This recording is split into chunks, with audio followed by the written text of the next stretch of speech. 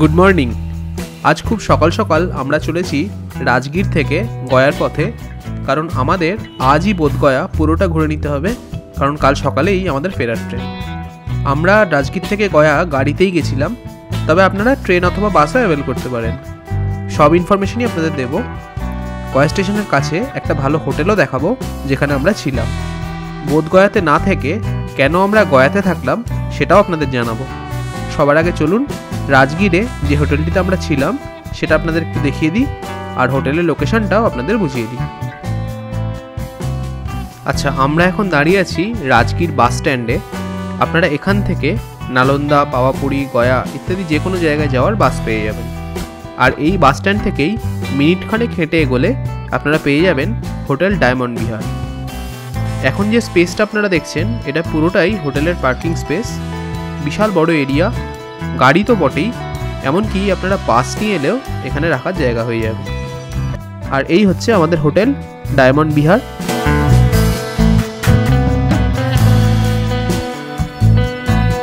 চলুন ভেতরে প্রবেশ করা যাক।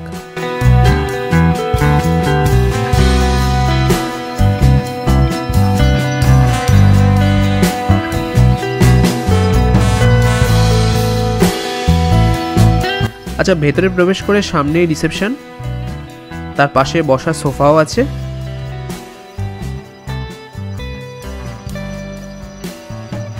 সোজা সিঁড়ি চলে গেছে আর এপাশে লিফটও আছে।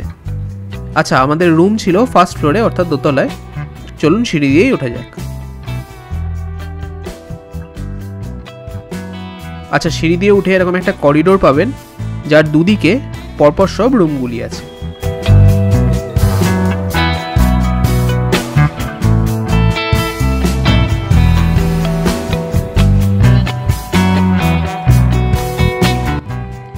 আচ্ছা, আমরা ছিলাম রুম নাম্বার 104-এ। আপনারা দেখুন, ততক্ষণে আমি হোটেলটির ব্যাপারে সব কিছু আপনাদের ডিটেলে জানিয়ে দিই। আচ্ছা, প্রথমেই হোটেলের নাম্বারটা আমি স্ক্রিনে শেয়ার করে দিচ্ছি। আপনারা এই নাম্বারে কল করে বুকিং করতে পারেন। ওনারা কিন্তু অন্যান্য হোটেলের মতো 50% অ্যাডভান্স নেন না, 500-1000 টাকা এরকম অ্যাডভান্স করলেই হবে। আর যে রুমগুলো আপনাদের দেখাচ্ছি এর ভাড়া নর্মাল টাইমে 1500 টাকা। এর থেকে ছোট রুমও আছে, সেগুলি মোটামুটি 1100-1200-তে আপনারা পেয়ে যাবেন। এগুলিতে যেরকম 4 জন থাকতে পারছেন, ওইগুলোতে আপনারা 3 জন থাকতে পারবেন। আর আমি মাস 2 আগে গেছিলাম, তখন এনাদের রেস্টুরেন্ট চালু হয়নি, তবে রুম সার্ভিস ছিল। মানে রুমের মধ্যেই মেনু কার্ড রাখা ছিল। আমি ওখান থেকে মেনু সিলেক্ট করে অর্ডার করে দিলে ওনারা 1 ঘন্টা সময় নিয়ে খাবার বানিয়ে রুমেই দিয়ে যেতেন। তবে এতদিনে রেস্টুরেন্ট চালু হয়ে যাওয়ার কথা, আপনাদের যে নাম্বারটি দিলাম ওখানে কল করে জেনে নিতে পারেন। আর খাবার জল রোজ 2টো করে 1 লিটারের বোতল কমপ্লিমেন্টারি। তারপরও যদি আপনাদের জল লাগে তাহলে ওনাদেরকে বোতল দিলে ওনারা রিফিল করে দেবেন। অ্যাকোয়াগার্ড হোটেলের একতলাতেই লাগানো আছে। আর পার্কিং স্পেস তো আছে, আপনাদের দেখালামই। তো এই মোটামুটি যতটা জানি হোটেলটির ব্যাপারে ততটা আপনাদের জানালাম। ফার্দার কিছু জিজ্ঞাসা থাকলে কাইন্ডলি একটু হোটেলের নাম্বারে কল করে জেনে নেবেন। ঘড়ির কাঁটায় সকাল 7টা, সবে সানরাইজ হচ্ছে এখন। আর আমরা ওয়েট করছি আমাদের গাড়ি আসার জন্য। সামনে আপনারা যেটা দেখছেন এটাই রাজগীরের বাস স্ট্যান্ড। আর এই হচ্ছে হোটেল ডায়মন্ড বিহার, যেখানে আমরা লাস্ট 4টে দিন কাটালাম। কথা বলতে বলতেই আমাদের গাড়ি চলে এসছে, সুইফট ডিজায়ার। এটা করেই আজ যাব রাজগীর থেকে গয়া। চলুন উঠে পড়ি, যেতে যেতে সব কিছুই জানাচ্ছি আপনাদের। আচ্ছা, প্রথমেই আপনাদের বলি, আপনারা ট্রেন, বাস, গাড়ি এই 3ভাবেই রাজগীর থেকে গয়া আসতে পারেন। গয়া থেকে আবার আপনাকে বোধগয়া যেতে হবে, সেটা আপনাদের পরে বলছি। আগে গয়ার ব্যাপারটা আপনাদের বুঝিয়ে দিই। রাজগীর থেকে গয়া আপনি যদি সব থেকে সস্তায় আসতে চান তাহলে লোকাল বাস অ্যাভেল করতে পারেন। যে বাস স্ট্যান্ডটা আপনাদের দেখালাম রাজগীরে আমাদের হোটেলের ঠিক পাশেই, ওখান থেকেই আধ ঘন্টা ছাড়া ছাড়া আপনারা বাস পেয়ে যাবেন। দূরত্ব মোটামুটি 60 কিলোমিটার, ভাড়া 120 টাকা, আর সময় লাগবে 2 থেকে 2.5 ঘন্টা মতো। তবে আগে থেকেই বলে দিই আপনাদের, এটা কিন্তু লোকাল বাস, তাই রাস্তায় লোক তুলতে তুলতে যাবে। আচ্ছা, এটা ছাড়া আরেকটি সস্তার উপায় হলো ট্রেনে যাওয়া। তবে আপনাদের সাথে যদি মহিলারা থাকেন তাহলে আমি আপনাদের একদমই ট্রেনে যাওয়াটা রেকমেন্ড করব না, কারণ রাজগীর থেকে একটাই ট্রেন আছে গয়া যাওয়ার জন্য, সেটি হলো 14223 বুদ্ধ পূর্ণিমা এক্সপ্রেস, যেটি প্রতিদিন রাত 9:35 নাগাদ রাজগীর থেকে ছেড়ে রাত 2 নাগাদ গয়া পৌঁছয়, অর্থাৎ জার্নি টাইম 4.5 ঘন্টা মতো। যদিও গয়া যথেষ্ট বড় স্টেশন, কিন্তু রাত 2টোর সময় ফ্যামিলি নিয়ে অচেনা জায়গায় আমার মতে না যাওয়াই ভালো। বাই দ্য ওয়ে, এই ট্রেনটির ভাড়া স্লিপারে 145 টাকা আর এসি 3 টায়ারে 505 টাকা। আচ্ছা, এবার গাড়ির ব্যাপারটা আপনাদের বলি। আমি পার্সোনালি অনেকের থেকেই রেট নিয়েছিলাম রাজগীর থেকে গয়া যাওয়ার জন্য। মোটামুটি সবাই ওই 2000 থেকে 2500 মতো রেট বলেছিল। আমি লাস্টে একজনকে পাই যিনি 1800 টাকায় রাজি হন। ওনাদের ট্রাভেল এজেন্সি একদম বাস স্ট্যান্ডের উল্টো দিকেই অবস্থিত। আমি ওনার ফোন নাম্বারটা স্ক্রিনে শেয়ার করে দিচ্ছি। গাড়ির কন্ডিশন তো আপনারা দেখলেনই, খুবই ভালো ছিল। আর আমরা সকাল 7টায় আসতে বলেছিলাম, একদম ঠিকঠাক টাইমেই চলে এসেছিল, এবং গাড়ি নিয়ে অন্য কোনো রকম প্রবলেমও আমাদের হয়নি। আপনারা রাজগীর লোকাল সাইট সিইং অথবা গয়া, নালন্দা, পাওয়াপুরি, পাটনা ইত্যাদি যে কোনো জায়গায় এনাদের থেকে গাড়ি নিয়ে ঘুরতে পারেন। আচ্ছা, এবার বলি, আপনারা বুদ্ধগয়া বা বোধগয়া ঘুরতে গেলে গয়াতে থাকবেন নাকি বোধগয়াতে? দেখুন, আমরা গয়াতে ছিলাম স্টেশনের একদম উল্টো দিকে একটি হোটেলে, যেখান থেকে স্টেশন হচ্ছে 2 মিনিট ওয়াকিং ডিস্টেন্সে। এর দুটো কারণ ছিল। এক নাম্বার হচ্ছে, আমাদের ট্রেন ছিল পরদিন সকাল 7টার দিকে। এবার গয়া থেকে বোধগয়া 13 কিলোমিটার মতো রাস্তা, প্রায় 30 মিনিট মতো সময় লাগে। যেহেতু আমাদের সকালের ট্রেন, তাই কোনো রকম রিস্ক না নিয়ে আমরা গয়াতেই হোটেল নিয়েছিলাম। আর একটা কারণ হলো হোটেলের রেট। বোধগয়াতে হোটেলের রেট কিন্তু গয়ার থেকে কিছুটা হলেও বেশি। আমরা যে হোটেলটায় ছিলাম আপনাদের এক্ষুনি দেখাচ্ছি, ওই হোটেল রুমের ভাড়া আমার থেকে নিয়েছিল 1600 টাকা। 5 তলায় ছিল রুমটা, অবশ্যই লিফট আছে, এসি রুম, যা বেড আছে, আপনারা 3 জন শুয়ে পড়তে পারবেন।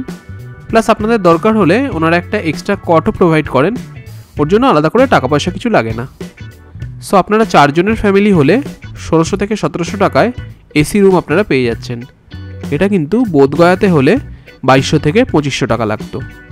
তবে আপনাদের যদি বাজেট পারমিট করে আর আপনাদের রাতের দিকে অথবা আর্লি মর্নিংয়ে ট্রেন না থাকে, তাহলে আপনারা বোধগয়াতেও হোটেল নিতে পারেন।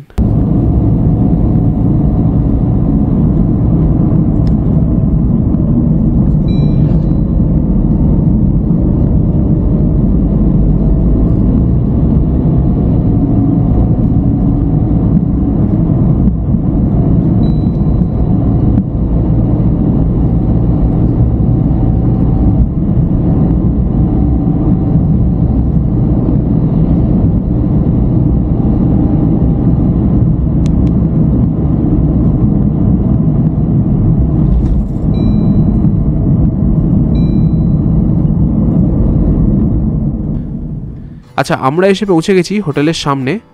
এই হচ্ছে হোটেল দরবার ইন্টারন্যাশনাল। চলুন রুমটা আপনাদের দেখিয়ে দিই। আমরা ছিলাম রুম নাম্বার 401-এ। এটি 4th ফ্লোরের একটি রুম। রুমে ঢুকেই সামনে যে বেডটি আপনারা দেখতে পাচ্ছেন, এটাই হচ্ছে সেই এক্সট্রা কটটা। আমরা 3 জন ছিলাম বলে ওনারা এটা ফ্রি অফ কস্ট প্রোভাইড করেছেন। আচ্ছা, এইটা হচ্ছে মেন কিং সাইজ বেড। 2 জন অ্যাডাল্ট আর 1 জন বাচ্চা এখানে ইজিলি হয়ে যাবে। আর সিঙ্গেল কটটায় আর 1 জন, অর্থাৎ 4 জন আপনারা এই রুমে ইজিলি থাকতে পারছেন। বেড সাইড ইন্টারকম আছে, চার্জিং পয়েন্ট আছে। আচ্ছা, বেডের ওপর স্প্লিট এসি আছে, ওপাশে একটা জানলা আছে।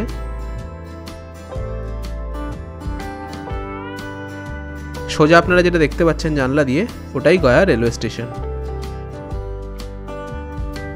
জানলার সামনে একটা সোফা দেওয়া আছে। সিঙ্গেল কটটার কথা তো বললামই আপনাদের আগে। ওটার ওপর এলইডি টিভি দেখতে পাচ্ছি। এপাশে একটা আয়না আছে, তার সামনে 2টো চেয়ার আর একটা টেবিল দেওয়া আছে। এপাশে একটা বড় ট্রিপল ডোর ওয়ার্ডরোব আছে, আপনারা আপনাদের জিনিসপত্র এখানে রাখতে পারবেন।